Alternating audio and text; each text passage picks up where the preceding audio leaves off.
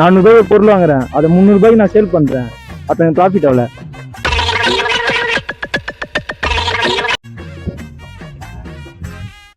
எப்படி 200 சொல்றீங்க?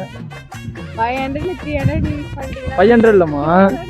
400 பொருள் வாங்குறேன், அதை 300 நான் சேல் பண்றேன். ப்ராஃபிட் எவ்வளவு? உங்க ஸ்மைல் கியூட்டா இருக்கு. கேள்வியை ஃபர்ஸ்ட் புரிஞ்சுக்கோங்க. 400 பொருள் வாங்குறேன், அதை 300 நான் சேல் பண்றேன். ப்ராஃபிட் எவ்வளவு இருக்கும்? 50 ரூபாவா? இல்லையே, 200 இருக்கும்.